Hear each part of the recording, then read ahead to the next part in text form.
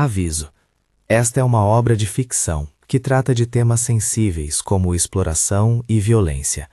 Algumas cenas referem-se a trauma e sofrimento. A narrativa evita descrições gráficas e tem como objetivo denunciar e iluminar, não espetacularizar. A chuva começava fina, quase tímida, como se as nuvens hesitassem antes de abrir completamente. Os sinos da basílica soaram em silêncio para quem estava na rua, um som que parecia preencher espaços vazios e ao mesmo tempo ocultar outras vozes. Entre guarda-chuvas coloridos e sacolas plásticas com lembranças religiosas, ela caminhava encurvada, um corpo menor do que o esperado para uma delegada com currículo, processos e inimigos. Sofia Mendes havia chamado a cidade inteira de Aparecida só para ela.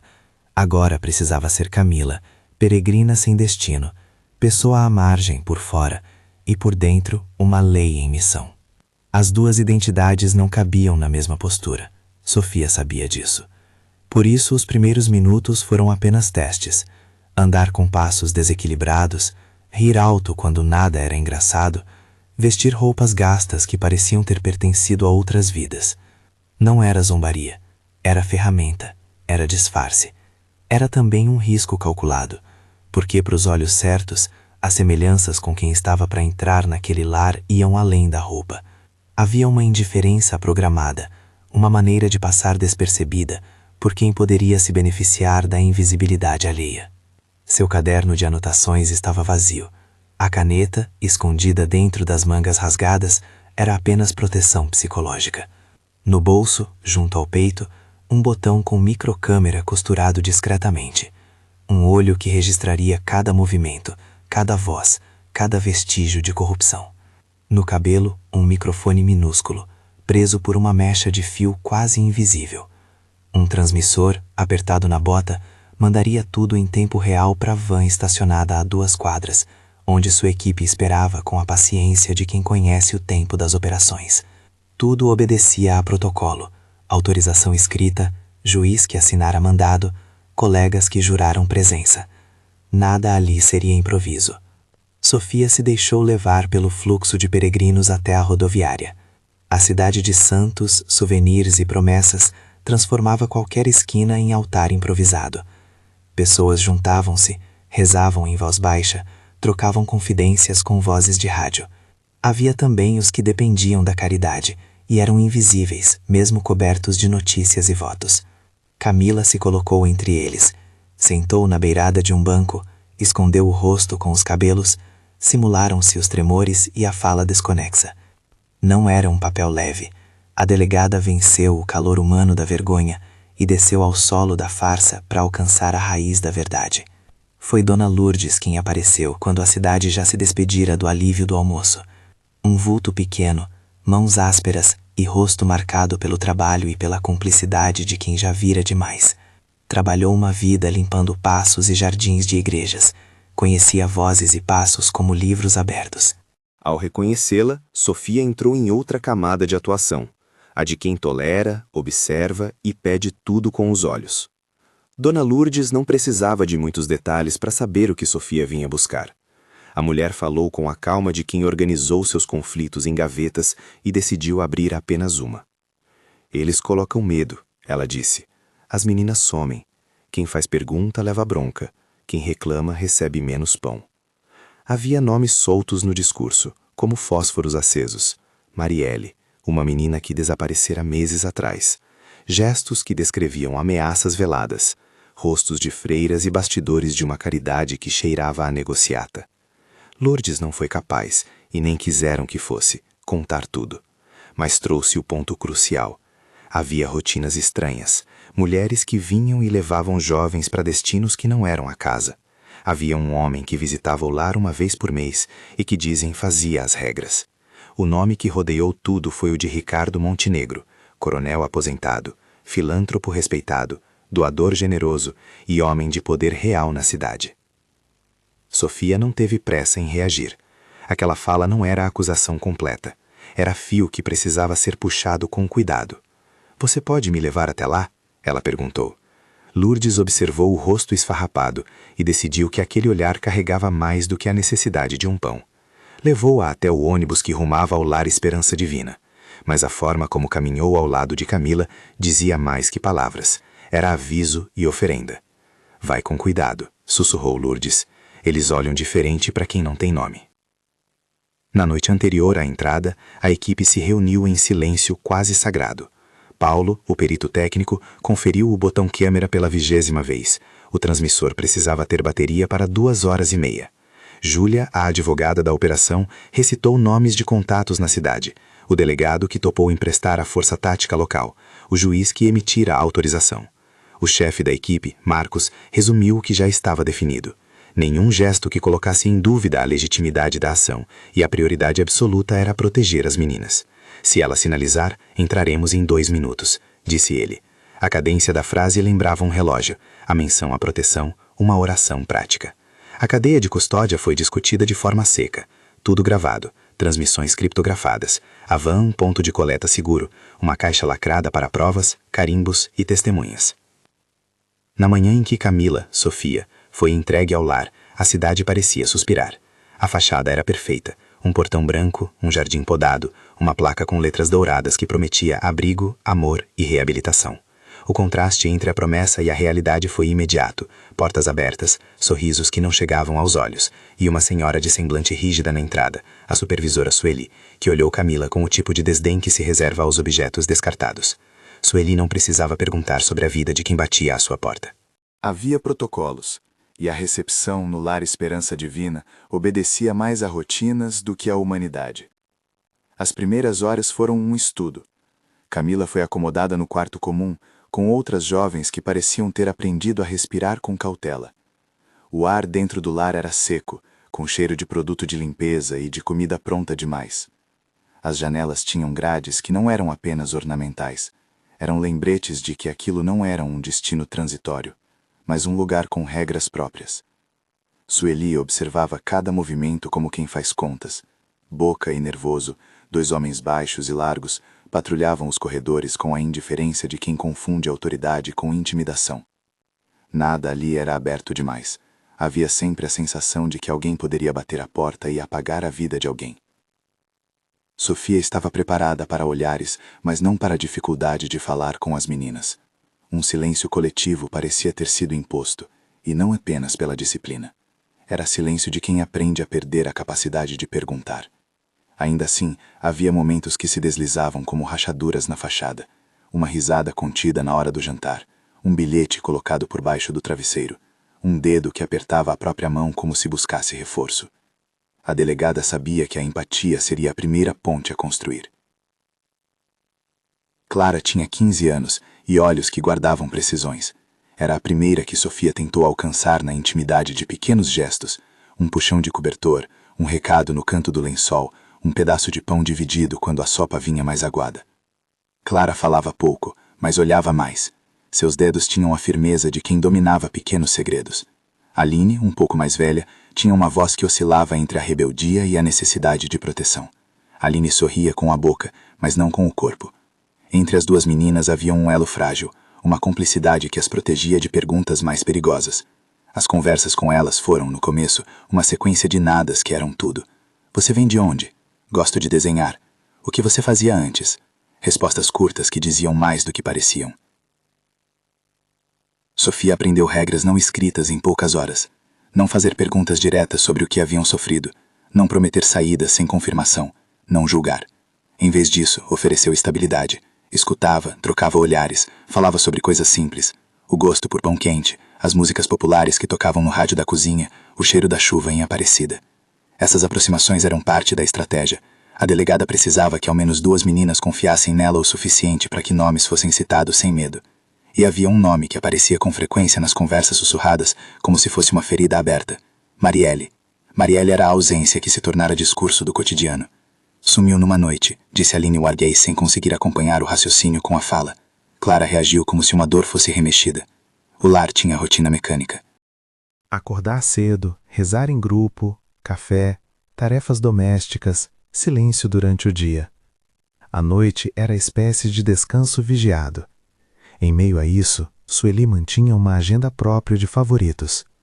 Meninas que trabalhavam melhor, meninas que obedeciam sem reclamar, meninas que serviam para manter a ordem. Quando o coronel visitava, escolhia sempre as mesmas. Ninguém falava, mas todo mundo sabia quem eram as preferidas. A influência de Ricardo Montenegro pairava no ar. Não apenas nos quadros com agradecimentos emoldurados, mas na forma como as decisões eram tomadas. Era como se o lar existisse para retribuir uma gratidão além do que se pode chamar de caridade. Sofia usou os primeiros dias para acumular imagens. O botão câmera captou rotinas, vozes, as pequenas agressões que não se notam de imediato. Comida insuficiente nos pratos, meninas acordadas até tarde fazendo tarefas extras, idas misteriosas de crianças para quartos trancados. O microfone pegou conversas de corredor e em uma madrugada captou passos que foram acompanhados de palavras ameaçadoras. Tudo foi transmitido em tempo real para a van, onde Paulo e Júlia anotavam, conferiam etiquetas e conferiam a clareza das gravações. A cada arquivo novo, a caixa de provas parecia mais pesada. Houve uma noite em que uma falta no estoque de remédios revelou também uma estrutura de administração que protegia um esquema maior. Sueli inventou uma desculpa, mas a forma como Boca entregou um saco lacrado à cunha da enfermeira indicou que existia um mercado paralelo. Não de alimentos apenas, mas de pessoas reduzidas à mercadoria. Sofia anotou nomes, ouviu o modo de tratar as meninas como elementos e não como sujeito de direito. A indignação foi contida como se fosse pólvora guardada em caixas de metal. Ela não poderia explodir ali, precisava esperar o momento do juramento processual. Havia também visitas que serviam de lição para quem questionasse o poder. O coronel Ricardo Montenegro estacionou um dia num carro escuro, saiu com o passo calmo de quem sempre é recebido com flores. Entrou no lar com ar de santo e conversou com líderes locais, enquanto Sueli se curvava em agradecimento. Sua presença fazia com que as meninas se encolhessem ainda mais, como quem teme um movimento do vento. Sofia observou a forma como ele passava a mão nas molduras dos quadros, como se tocasse seus próprios méritos. Não era política de pobre, era intimidação elegante. Quando o coronel passou pelo corredor, o silêncio ficou mais denso. Ele tinha uma voz que parecia roupa de marca, bem posta, com sotaque de mundo bem cuidado. Não sorriu para Camila, sorriu para Sueli, como se a gratidão fosse uma oferta contínua. Naquela tarde, o visitante fez um gesto que paralisou os instrumentos de trabalho. Anotou nomes em seu caderno com uma caligrafia rápida, como quem escolhe gotas em pote. Sueli tomou nota discretamente, e na saída lançou um olhar para as meninas que tudo entendiam sem ouvir. Hoje à noite será a seleção, murmurou nervoso para a Boca, tão baixo que Sofia teve de encostar o ouvido para captar. A seleção. A palavra ecoou no cérebro da delegada como aviso. O plano precisava seguir adiante, com a precisão de quem manipula linha de guerra. Sofia participou de momentos de ocupação aparentemente prosaica. Dormir no quarto coletivo, dividir o prato, ajudar na cozinha. Colecionou o silêncio das meninas e as reações do pessoal do lar. Havia companheirismo escondido por trás dos horários, e em colo de noite, uma voz infantil que cantava uma canção sem letra completa. Essas pequenas cenas eram para a delegada oxigênio emocional. Ela aprendeu o nome de cada fio do cobertor, o jeito como Clara puxava a perna quando precisava fingir estar dormindo, como Aline escondia um lápis de cor dentro do forro do travesseiro. Para quem observava, havia detalhes que, empilhados, significavam padrões. A tensão cresceu quando, numa tarde de luz amarela, a porta do escritório, um espaço com ar-condicionado e móveis de linha fina, abriu-se para anunciar uma visita menos comum. Um carro preto parou em frente ao jardim. Passos firmes subiram a escadaria. Sueli alinhou o figurino. Voz mais doce, sorriso calculado. Boca e Nervoso assumiram posições discretas. O coração de Sofia bateu em apoio à paciência que precisava manter. A cada visita do coronel, algo nas rotinas era rearranjado, e naquela tarde ele trouxe com ele um ar diferente, observador, quase clínico. Antes dele, a sala exalava perfume de papel de doações e contratos. Depois, ficou com o cheiro metálico de quem manda e não pergunta. Nos dias seguintes, o clima se comprimiu. A seleção tornou-se palavra temida, sussurrada como se fosse um feitiço que poderia convocar a tragédia. Aline passou a ter olhares que se perdiam nos trantos dos olhos. Clara ficou ainda mais distante, alimentando um silêncio que dizia mais do que qualquer desabafo. Sofia sabia que o momento em que seria chamada para a atenção do coronel podia ser agora. Tudo na operação alinhava-se a um timing. A transmissão para a van precisava ser perfeita. A captura precisava ter provas incontestáveis. A porta do escritório precisava ser aberta no momento em que a autoridade, real com um mandato, pudesse entrar com a força legal necessária para efetuar prisões, sem que a ação fosse confundida com vingança. Paulo informou pela linha de som que a equipe técnica já tinha coletado amostras suficientes para uma representação criminal. Júlia insistiu nas assinaturas e nos horários. Marcos repetia como quem recita a prece: "Aguentem 2 horas", como se fosse exigência de resistência. Sofia, enquanto isso, estudava a rotina do coronel. A forma como ele fumava num charuto curto, a existência de um escritório onde recebia visitas discretas, o uso de um cofre com chaves que Sueli guardava com religiosidade. Havia conforto no planejamento. Havia também a certeza de que qualquer erro abriria espaço para a destruição de provas e fuga de culpados. Na noite em que Camila foi escolhida, o lar estava mais frio do que de costume. O vento lá fora trouxe chuva e sombras, e as meninas adormeceram com mais facilidade do que haviam feito nas últimas semanas. Sofia sorriu uma vez para Clara e Aline, comprou um tempo e alinhou o dispositivo no botão, como se revisassem o juramento. A ira dos que protegem o poder era previsível, mas a coragem de quem se expõe tinha de ser dobrada. O disfarce precisava resistir ao teste mais perigoso. Sueli chamou o nome de Camila com aquela voz que é usada para anunciar troféus. "Camila, venha com a Senhora da Caridade", disse ela, em tom que poderia esconder qualquer intenção. O corredor até o escritório parecia se alongar. Cada passo fez o som das solas se multiplicar, e as paredes brancas refletiam a luz de maneira que o coração de Sofia achou pouco provável conter. Boca caminhava 3 passos à frente, nervoso 2 atrás. Sueli manteve o sorriso de cerimônia. Na sala, cadeiras de couro e mesas polidas pareciam prova da natureza distinta de quem fazia as escolhas. Quando a porta do escritório se abriu, a figura do coronel ocupou toda a cena. Ricardo Montenegro era maior que nas fotos da imprensa, mais velho talvez, mais polido e com uma percepção de mundo que dispensava confrontos ruidosos. Ele ergueu o olhar, viu Canela diante dele e esticou a mão em gesto que poderia ser bênção ou condenação. Aquele aperto de mão foi medida de poder. Ele falou poucas palavras. A voz era calma como a de um juiz que já sabia a sentença antes de ouvi-la. Sofia sentiu o ar comprimir. Havia um momento em que o tempo parecia retardar. A câmera no botão registrou o gesto do coronel, a troca de olhar entre Sueli e Boca, o tremor sutil de nervoso. Na van, a equipe escutou por uma fração de segundo um silêncio que pesou tanto quanto qualquer grito. O sinal combinado, que por semanas foi apenas hipótese, estava ali. Um instante, um olhar, um movimento que, se capturado com provas, valeria para abrir portas da justiça. Sofia fazia cálculo mental de cada segundo. Se interrompesse agora, a operação arriscaria a exposição sem provas. Se aguentasse, poderia levar à prisão de quem mantinha o esquema. Alguma coisa mudou quando o coronel convidou Camila para o escritório.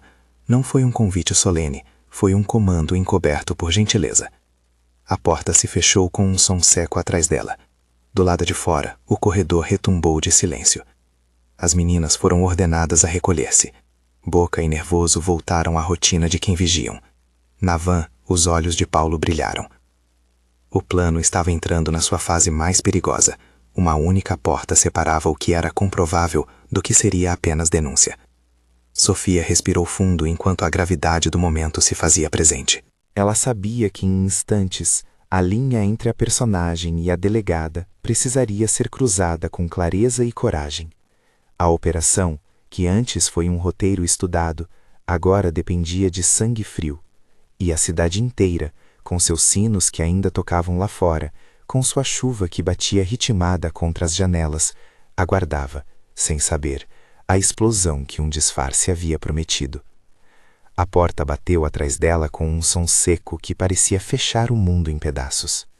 A sala era menor do que Sofia imaginara pelos relatos, mas a magnitude do poder ali presente tornava todo o ar mais denso.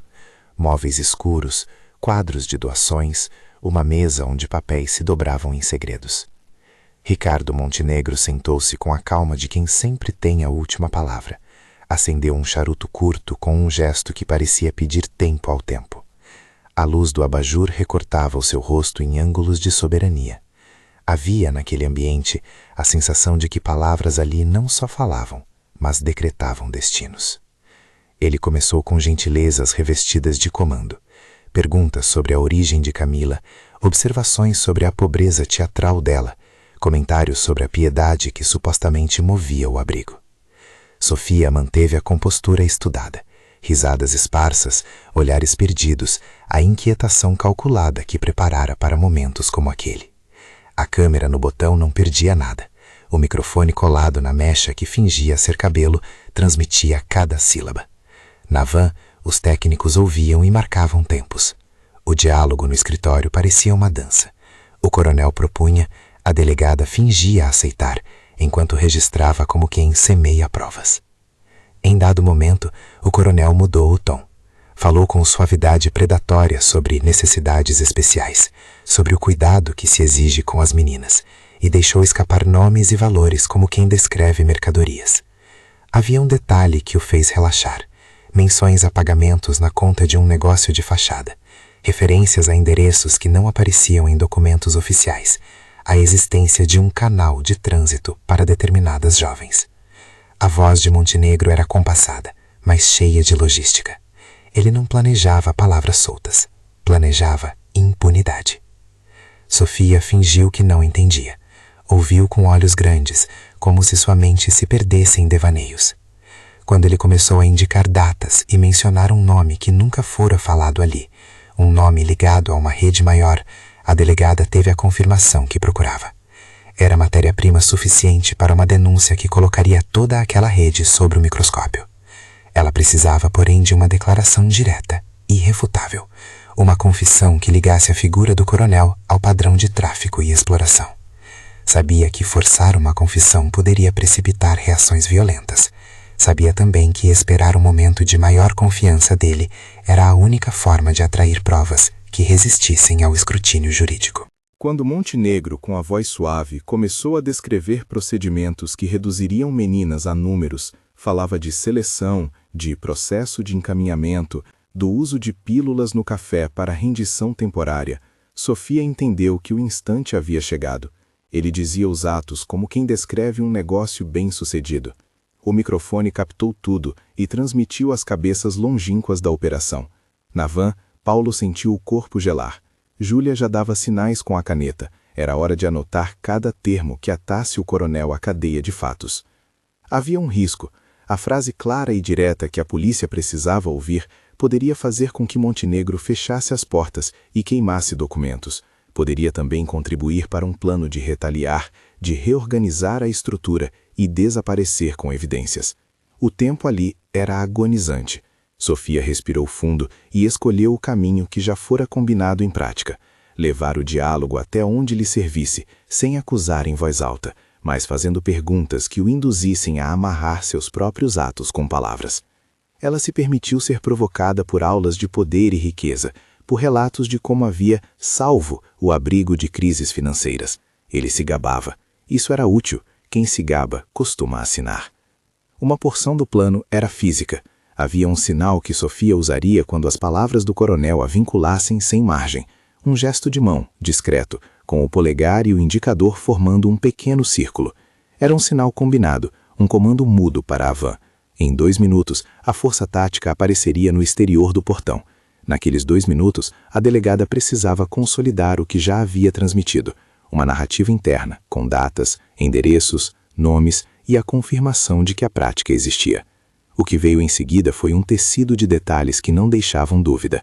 Montenegro enumerou valores, mencionou locais para onde certas meninas eram encaminhadas e falou sem intimidação do acordo com alguns agentes locais que não olhavam de perto. Era exatamente aquilo que a investigação necessitava. O sinal foi sutil. Sofia tocou a mesa com a ponta do dedo 2 vezes, como se procurasse o copo de água, e deixou escapar um suspiro que decorava a cena como natural. Na van, Paulo registrou. Sinal. Prontos. Marcos deu a ordem de acionamento em voz baixa. 2 minutos. A máquina que havia sido armada fora perfeitamente testada. A equipe sabia o que esperar. Mas o objetivo não era apenas invadir. Era fazer a prisão sem lacunas processuais, com as provas já coletadas em tempo real e uma cadeia de custódia inabalável. O problema, e a artimanha, foi que Montenegro, à medida que a conversa avançava, tornou-se descarado em outra questão. Declarou que tinha uma pessoa especial para aquela noite, alguém que merecia a atenção, por ter sido recuperada pela instituição. Falou sem saber que aquela pessoa era naquele momento a própria Camila. O gesto de carinho foi feito em público, com deferência. Ele sorriu, achando que exercia benevolência. A cena, para quem olhasse de fora, poderia se apresentar como uma cerimônia de apadrinhamento. Para a operação, foi a confirmação final. A voz dele teve uma frase que foi impossível não gravar. Ela será minha particular, até que eu decida o destino. O eco daquela declaração foi a âncora. Sofia, naquele instante, deixou cair a máscara. Não foi um ato teatral, foi o cumprimento de um dever. Ergueu o olhar, devorou o rosto do homem diante e, com a calma de quem fala para toda uma cidade, pronunciou: "Sou delegada Sofia Mendes, da Polícia Federal. Está preso em flagrante." A reação de Montenegro foi de descrédito por uma fração de segundo. Em seguida, veio a fúria contida. Não a selvageria bruta, mas a tentativa imediata de recompor a pose de homem acima das leis. Sueli, que até ali controlara a cena com olhares curtos, ficou pálida. Boca moveu-se para frente, como quem quer interpor seu corpo. Nervoso, fechou o punho. No corredor, o som de passos foi interrompido por algo que ninguém esperava. A voz da sala ecoou, e a transmissão em tempo real alcançou aquele que era o comando externo. A equipe na van não hesitou. Em 2 minutos, a sirene não soou. O plano fora pensado para evitar exposição desnecessária e para garantir que as meninas não fossem deslocadas em pânico. A equipe tática da Polícia Federal entrou pelo muro dos fundos. Havia um pequeno portão de serviço que o técnico havia sinalizado como rota segura e posicionou-se como um corpo que reaprende a respirar. Operadores com coletes identificáveis, ordens curtas, comandos claros. Mãos para onde eu possa ver. Havia também o cuidado com as menores. Ninguém queria transformar uma operação judicial em trauma acrescido. O que se seguiu foi tensão controlada. Montenegro tentou se reerguer, tentou usar a voz de influência para solicitar que ninguém interferisse. "Advogados vão questionar tudo", murmurou, em tom de ameaça. Mas a equipe tinha provas, gravações, transmissões, a palavra dele própria registrada. Júlia, na van, enviou os arquivos criptografados para uma cópia da delegacia e acionou o juiz que havia autorizado a operação, garantindo que os mandados e o flagrante fossem validados em tempo real. A cadeia de custódia foi seguida, as mídias foram lacradas, a presença de testemunhas foi comunicada e uma lista de bens e documentos foi elaborada no local. Sueli, Boca e Nervoso foram algemados com movimentos rápidos e sem espetáculo. A delegada insistira nisso, sem humilhação extra. A polícia local, previamente contatada e relutante, foi mantida à margem do enfrentamento principal. Alguns PMs que antes ignoraram sinais foram punidos por omissão. Havia um rosto surpresa entre eles. Alguns tentaram argumentar, outros preferiram calar. A prisão do coronel foi um processo mais delicado. Seu advogado chegou, declarou que iria acompanhar, e a equipe então conduziu a formalização do flagrante. Montenegro recusou-se a falar sem seu defensor, mas a voz dele fora gravada. O que havia dito no escritório seria a peça-chave. Enquanto os detidos eram conduzidos, a prioridade absoluta foi chegar até as meninas. Os corredores, antes estéreis, agora fervilhavam com passos ordenados de policiais e ordem médica. As portas que serviam para isolar quartos foram abertas com cuidado. Cenários angustiantes emergiram. Garotas trêmulas nos cantos, olhares que demoravam para acompanhar a realidade, sinais de desnutrição leve, olhos com marcas de quem aprendeu a conviver com medo. Nada, porém, foi exposto de forma violenta. Médicos e psicólogas que a equipe levara fizeram triagem imediata, aplicaram primeiras medidas de atendimento, deram água, cobertores, orientação. Havia uma coordenação para que as meninas não fossem filmadas em situações de fragilidade. A proteção da integridade delas foi prioridade absoluta da operação. Clara e Aline foram encontradas no mesmo dormitório, com olhares que misturavam descrença e um alívio que não sabiam nomear. Quando entenderam que a pessoa que fingia ser louca havia sido a responsável por sacudir a prisão de quem as mantinha em silêncio, as lágrimas foram inevitáveis. Não houve celebração descomedida. Havia combatividade contida. A delegada evitou promessas grandiosas e tratou cada menina com nome. Ofereceu abraços permitidos pela nova rotina que começava. "Vocês estão seguras agora", disse Sofia, e não foi promessa vazia. A palavra veio acompanhada de ações concretas, encaminhamentos para abrigo temporário seguro, documentação para registro como vítimas, e uma equipe de proteção social que se apresentava com olhos firmes e mãos dadas para o acolhimento. Marielle não estava entre aquelas encontradas. Havia registros, porém, de que em meses anteriores seu nome figurara em planilhas de encaminhamentos e que havia um possível elo com uma rota de transporte interestadual.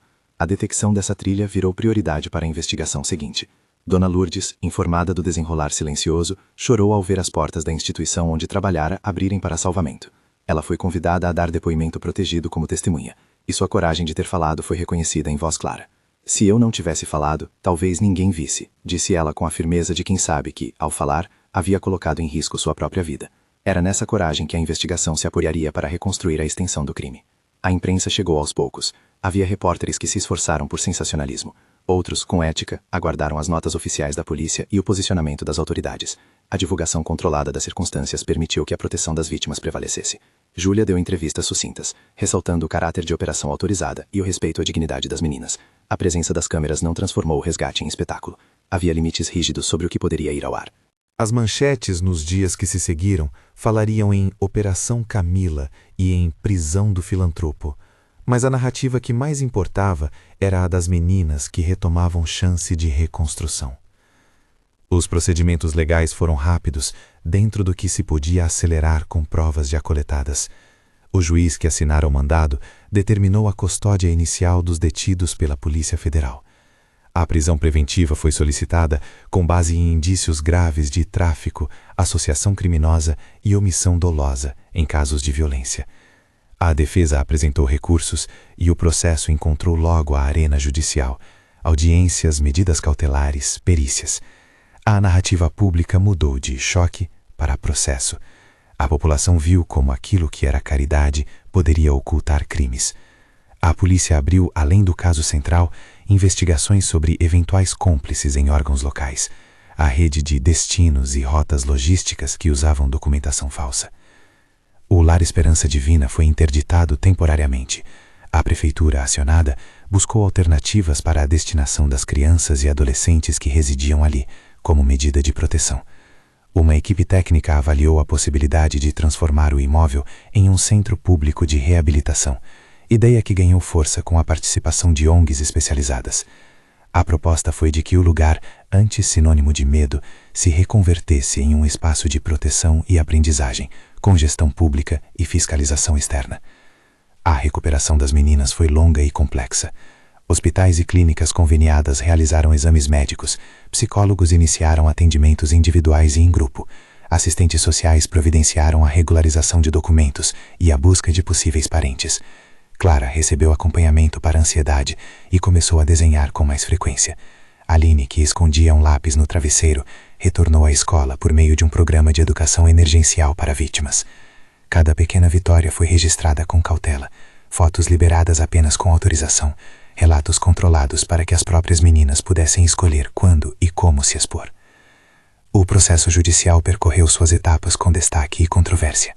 Montenegro negou as acusações em público, afirmou que era alvo de perseguição e tentou disputar a narrativa. Mas as gravações, as anotações da equipe e os depoimentos de acompanhantes do lar compuseram um quadro incriminador. Sueli, Boca e Nervoso admitiram em visões distintas e regozijadas envolvimento com práticas ilícitas dentro do abrigo. Alguns afirmaram que seguiam ordens, outros tentaram reduzir sua responsabilidade. A justiça, atravessada de recursos e alegações, avançou. No desenrolar do processo, o Ministério Público apresentou denúncia robusta, com laudos, provas digitais e testemunhos. Ao final, as penas foram aplicadas em graus diversos aos envolvidos, e medidas de reparação foram sugeridas para as vítimas. Mas a justiça não se encerra num veredito. Para as meninas, o tempo de cura exige mais do que sentenças. Requer educação, terapia, reinserção social e proteção contínua. Um programa integrado de reabilitação recebeu doações de organizações civis e universidades locais ofereceram estágios e cursos de formação para jovens como Clara e Aline. O imóvel do Lar Esperança Divina foi transformado em um núcleo de proteção e reintegração, com espaço para oficinas, biblioteca, salas de cuidados e um pequeno hostel para mães que quisessem reaproximar-se dos filhos sob supervisão. A gestão do lugar passou a contar com conselhos comunitários e auditorias públicas periódicas. Sofia observou esse processo de longe, mas com a intensidade de quem plantou uma estaca para marcar um limite no campo do erro. O trabalho dela não terminou naquele dia. A delegada seguiu conduzindo linhas da investigação que apontavam para um circuito mais amplo de tráfico e compra de menores. Em uma das frentes, rastreou transferências financeiras e contatos que conectavam o abrigo a agentes em outros estados. Em outra, trabalhou em prol de políticas locais que impedissem que instituições privadas funcionassem sem fiscalização adequada. A sua infiltração fora apenas um ponto de partida para ações administrativas e legais que, esperava-se, reduziriam a chance de reincidência. Houve, é verdade, um custo pessoal. A pessoa que havia sido delegada e que por semana se tornou alguém sem nome, sentiu marcas que não sairiam tão cedo. O disfarce, para além da estratégia, deixou rastros na própria alma, noites de insônia, lembranças sensoriais de camas coletivas e cheiros do lugar. A delegada procurou apoio psicológico e conversou com colegas que entenderam o fardo. A equipe técnica, cansada, mas orgulhosa, reafirmou a importância do trabalho coletivo. Houve momentos em que Sofia pensou no que deixara para trás, não em termos de vida pessoal, mas de integridade humana, e teve que aprender que resgate e reparo são processos que exigem tempo. Do lado da cidade, a reação foi de choque e, em muitos casos, de vergonha. A imagem do filântropo derrubada virou tema de debates em rádios e rodas de igreja. Havia quem defendesse que o erro de alguns não põe em xeque toda a filantropia. Havia também quem pedisse reflexão sobre os mecanismos que permitem que homens de dinheiro ditem regras sem transparência. A presença de símbolos religiosos na fachada do lar foi repensada. Líderes comunitários e religiosos se empenharam em mostrar que a fé não compactua com a exploração. Alguns participaram de eventos públicos para reforçar a solidariedade às vítimas e para chamar atenção à necessidade de fiscalização pública. Dona Lourdes tornou-se referência local de coragem. Não pôde apagar a sensação de ter sido cúmplice da invisibilidade por anos, mas recebeu apoio e proteção enquanto testemunhava. Em encontros comunitários, ela falava pouco, mas ao olhar para as meninas que agora sorriam de novo, sentia que seu gesto fora mais forte que o medo. A cidade passou a olhar de outra forma para quem denuncia. A figura que antes era rejeitada começou a ser vista como um elo fundamental para a justiça. Havia ainda resistências e ressentimentos, mas o debate público avançou no sentido de responsabilizar instituições e criar canais mais seguros para denúncias. O epílogo do caso foi mais montado em arquitetura de cuidado do que em desfile de punições. Montenegro teve sua condenação e as apelações se estenderam. Sueli e seus capangas receberam penas que refletiam as provas coletadas. Para as meninas, a vitória foi o direito de recomeçar, com um conjunto de políticas públicas e uma rede de apoio. Clara, com o tempo, entrou num curso de desenho em uma ONG parceira. Aline cursou a primeira série de um curso técnico de informática. Elas deixaram o abrigo não apenas com o peso do passado, mas com ferramentas para redesenhar o futuro. Sofia voltou à Aparecida meses depois, sem disfarces, apenas com a palavra e a presença de quem acompanha processos. Visitou o núcleo que substituíra o antigo lar. Havia um aroma novo, café feito com cuidado, livros nas prateleiras, vozes de jovens que aprendiam sobre seus direitos. Ela se aproximou de um quadro de mensagens pendurado na parede. Desenhos, frases, um bilhete colado com fita crepe. Aqui aprendi que posso falar. O bilhete tinha a caligrafia de uma menina que aprendera a confiar. A delegada leu e não conteve um suspiro de alívio. Não porque o passado fosse apagado, mas porque ali havia evidência de que a vida pode ser reconstruída sobre ruínas. A cidade aprendeu que o espetáculo da caridade pode esconder crimes, que a confiança cega é terreno fértil para abusos. Aprendeu também que denunciar é ato de coragem coletivo e que quem faz isso precisa ser protegido. Instituições públicas foram acionadas para revisar políticas de fiscalização. Conselhos tutelares receberam reforço. Linhas de denúncia foram amplificadas com garantias de anonimato. No plano pessoal, a delegada carregava o efeito do que vivera, mas encontrou também nesse caminho árduo a certeza de que a lei pode ser instrumento de humanidade quando aplicada com zelo. Havia em seus relatos a superiores e em palestras que passou a ministrar a ênfase na necessidade de preservação da dignidade das vítimas. Repetia sempre que a melhor operação é a que tem no centro a proteção dos mais vulneráveis, e que a investigação por si só não cura, ela apenas abre portas para outros tratamentos. Algumas perguntas ficaram sem resposta. Marielle continuava desaparecida, e a busca por ela travava batalhas em outra instância policial. A investigação entregou pistas, algumas promissoras, outras frustrantes. Sofia nunca deixou de acompanhar cada linha que poderia levar a elas. A cidade, por sua vez, assumiu o compromisso de não deixar o desaparecimento cair no esquecimento.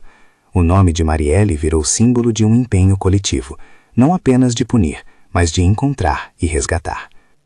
Ao fechar a história, a cena final se deu em um pátio ensolarado do novo centro. Meninas corriam. Havia a longevidade de uma rotina transformada. Aulas, oficinas de arte, refeições partilhadas sem medo, rodas de conversa que ensinavam o verbo dizer.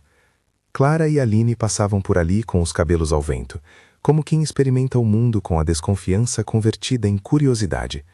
Dona Lourdes, com um avental limpo, conversava com voluntários. Sofia, por um instante, deixou o olhar repousar sobre aquilo tudo e sentiu que a missão não fora em vão. A justiça, lenta, por vezes imuável, aparecia naquele sorriso tímido, naquela caneta escondida que virara ferramenta de estudo, naquela risada que voltava a soar. Se a operação começara com um disfarce, ela terminou com transparência. A cidade soube e a cidade reagiu. Havia ainda trabalho pela frente, muitos processos e reabilitações a acompanhar, e a certeza de que a luta contra essas tramas exige vigilância. Mas algo mudara. A invisibilidade que antes protegia o crime fora dissipada. Foram postos em cena nomes, provas e vozes. E enquanto a delegada se afastava do pátio, sentiu que a lei havia, por meio de medidas difíceis, realizado a sua função mais essencial: restituir aquilo que a violência tentara roubar.